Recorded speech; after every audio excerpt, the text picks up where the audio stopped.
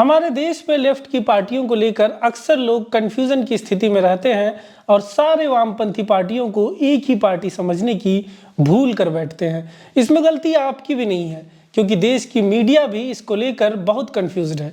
कभी भाकपा माले के महबूब आलम को सीपीआईएम का विधायक बता दिया जाता है, तो कभी सीपीआई के प्रत्याशी कन्हैया कुमार को सीपीआईएम का उम्मीदवार घोषित कर देते हैं।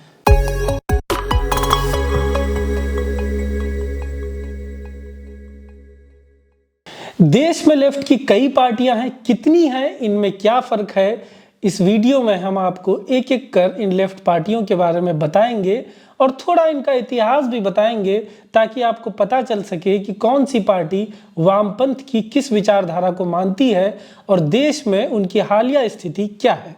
देश में 3 लेफ्ट पार्टियां हैं जो ज़्यादा एक्टिव हैं, बाकी की सक्रियता उतनी नहीं है, या यूं कह लीजिए कि 3 लेफ्ट की पार्टियां हैं जो आज भी चुनाव जीत पाती हैं। पहली और सबसे पुरानी पार्टी है कम्युनिस्ट पार्टी ऑफ इंडिया यानी सीपीआई या फिर भाकपा। इसकी स्थापना 1920 के दशक में हुई थी। भारतीय राजनीति में जितनी भी लेफ्ट पार्टियां अभी सक्रिय हैं वो कहीं ना कहीं इसी पार्टी से निकली हुई है।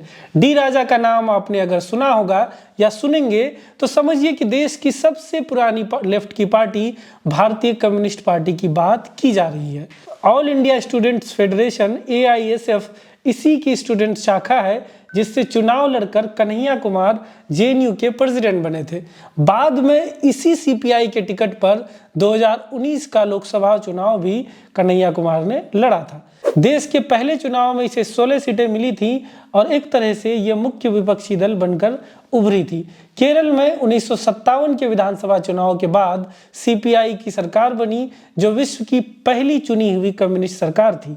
दूसरे आम चुनाव में इसे 27 लोकसभा सीटों पर जीत हासिल हुई, जो तीसरे आम चुनाव में बढ़कर 29 हो गई। हाल के चुनाव में पार्टी ने कोई बढ़िया प्रदर्शन नहीं किया है और 2023 में इससे राष्ट्रीय पार्टी का तमगा भी छीन लिया गया है। ये अब नेशनल पार्टी नहीं है। अभी लोकसभा में इसके 2 सदस्य और राज्यसभा में भी इसके 2 सदस्य हैं। लोकसभा के दोनों ही सदस्य तमिलनाडु से चुनकर आए हुए हैं। केरल में सीपीआई के 17 विधायक हैं, बिहार में और तमिलनाडु में इसके 2-2 और तेलंगाना में इसके 1 MLA हैं। गेहूं की बाली और हसिया इस पार्टी का चुनाव चिन्ह है। 1964 में यह पार्टी टूट गई और सीपीआई से अलग एक नई पार्टी बनी, जो अभी देश की सबसे बड़ी वामपंथी पार्टी है। इसे भारतीय कम्युनिस्ट पार्टी मार्क्सवादी या माकपा या communist party of India Marxist या CPIM या फिर और संक्षिप्त में कहें तो सिर्फ CPM के नाम से जाना जाता है। आपको याद होगा कि बंगाल में बहुत दिनों तक वामपंथी दल की सरकार रही थी। मुख्यमंत्री रहे ज्योति बसु और बुद्धदेव भट्टाचार्य इसी दल से थे। ऐसे ही त्रिपुरा में मुख्यमंत्री हुए मानिक सरकार भी इसी दल से थे। ऐसा कह सकते हैं कि पिछले कुछ दशक में जितने भी फेमस लेफ्ट के नेताओं का नाम आपने सुना होगा, ज्यादातर इसी दल से हैं या इसी दल से थे। जैसे सोमनाथ चटर्जी, प्रकाश करात, सीताराम येचुरी, ये सब इसी CPM के नेता हुए हैं या हैं। अभी देश के एकमात्र राज्य केरल में इसकी सरकार है। CPM अभी राष्ट्रीय पार्टी का दर्जा बचाए हुए है, ये अब भी नेशनल पार्टी है। ये अलग बात है कि पिछले लोकसभा चुनाव में इसे मात्र 3 सीटें ही मिल पाई थीं। राज्यसभा में इसके 5 सदस्य हैं। केरल में इसके 62, त्रिपुरा में 10, बिहार और तमिलनाडु में इसके 2-2, वहीं असम, उड़ीसा और महाराष्ट्र में इसके 1-1 विधायक हैं। हसिया, हथौड़ा और 1 सितारा इसका चुनाव चिन्ह है। तीसरी जो वामपंथी दल बंगाल में नक्सलवादी आंदोलन के बाद उभर कर सामने आई थी, वो थी CPIML। यहाँ ML का मतलब है मार्क्सवादी लेनिनवादी। कानू सान्याल, जो बंगाल में नक्सलवादी आंदोलन में काफी सक्रिय थे, उन्हीं के नेतृत्व में इस पार्टी का गठन हुआ था। मार्क्स और लेनिन की विचारधारा पर आधारित इस पार्टी का गठन भी लेनिन के बर्थडे के दिन ही 22 अप्रैल 1969 को हुआ था। आपने नक्सलवादी आंदोलन या नक्सलाइट मूवमेंट के बारे में जरूर सुना होगा, उसके पीछे ये दल ही थी।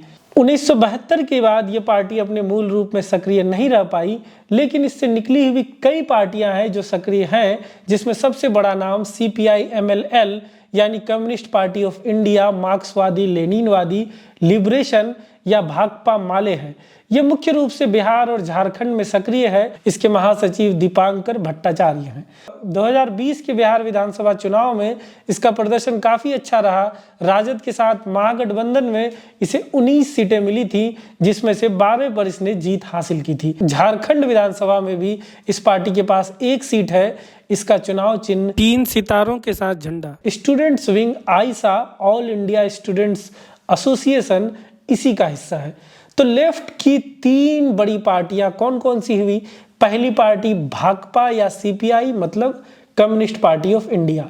दूसरी पार्टी माकपा सीपीएम जिसका मतलब है communist party of India Marxist. तीसरी पार्टी भाकपा माले या सीपीआई एमएलएल यानी कम्युनिस्ट पार्टी ऑफ इंडिया मार्क्सवादी लेनिनवादी लिबरेशन।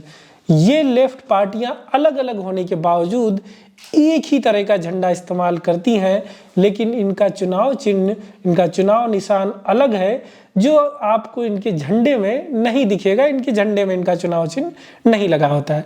इसके अलावा कई सारी लेफ्ट की पार्टियां हैं जो वामपंथी विचारधारा को ही मानती है, लेकिन अभी उनका कोई खास प्रदर्शन हाल के चुनाव में नहीं दिखता है, इसलिए भी उसके बारे में ज़्यादा कुछ बातें नहीं होती हैं। जैसे ऑल इंडिया फॉरवर्ड ब्लॉक, जिसकी स्थापना सुभाष चंद्र बोस ने की, ये अभी भी चुनाव में हिस्सा तो लेती है, लेकिन कुछ खास प्रदर्शन नहीं दिखा पाती।